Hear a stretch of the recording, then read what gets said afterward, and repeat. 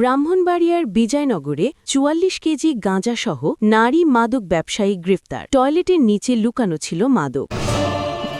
দেখছেন digital ব্রাহ্মণবাড়িয়া.com।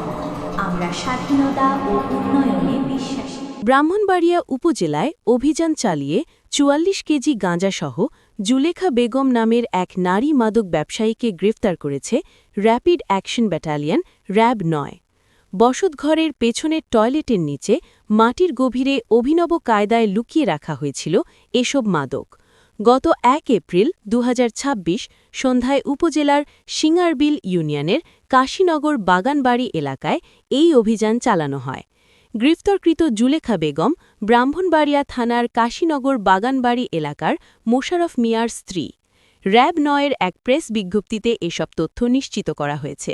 RAB জানায়, ১ April বিকেল ৫টা ৪০ মিনিটে র্যাব-৯ সিপিসি-১-এর একটি আভিযানিক দল বিজয়নগরের মিরাসানি বাজার এলাকায় অবস্থান করছিল।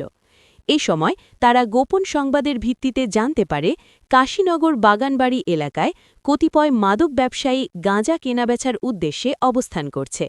এমন তথ্যের ভিত্তিতে সন্ধ্যা ৬টা ৫ মিনিটে র্যাবের দলটি ঘটনাস্থলে পৌঁছায়। র্যাবের উপস্থিতি টের পেয়ে পালানোর চেষ্টাকালে নারী মাদক ব্যবসায়ী জুলেখা বেগমকে আটক করা হয়। পরে তাকে জিজ্ঞাসাবাদ করা হলে সে স্বীকার করে যে তার হেফাজতে বিপুল পরিমাণ গাঁজা মজুদ রয়েছে। তার দেওয়া তথ্যের ভিত্তিতে বসতঘরের পেছনের টয়লেটের ভেতর মাটির নিচে লুকিয়ে রাখা অবস্থায় ২২টি বান্ডিল উদ্ধার করে র্যাব।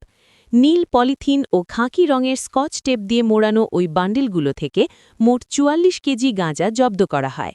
প্রাথমিক জিজ্ঞাসাবাদে গ্রেফতারকৃত জুলেখা র্যাবকে জানায়, সে দীর্ঘদিন ধরে ব্রাহ্মণবাড়িয়ার সীমান্তবর্তী এলাকা থেকে মাদকদ্রব্য গাঁজা সংগ্রহ করে নিজ হেফাজতে রাখত।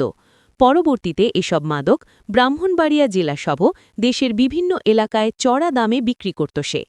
পরবর্তী আইনি ব্যবস্থা গ্রহণের লক্ষ্যে উদ্ধারকৃত মাদক ও গ্রেফতারকৃত আসামিকে ব্রাহ্মণবাড়িয়ার বিজয়নগর থানায় হস্তান্তর করা হয়েছে। তার বিরুদ্ধে মাদকদ্রব্য নিয়ন্ত্রণ আইন ২০১৮-র সংশ্লিষ্ট ধারায় একটি মামলা দায়ের করা হয়েছে। র্যাব-৯-এর পক্ষ থেকে জানানো হয়, দেশব্যাপী মাদকের বিস্তার রোধে ও মাদকের বিরুদ্ধে জিরো টলারেন্স নীতি বাস্তবায়নে তাদের গোয়েন্দা তৎপরতা এবং চলমান এই আভিযানিক কার্যক্রম ভবিষ্যতেও অব্যাহত থাকবে।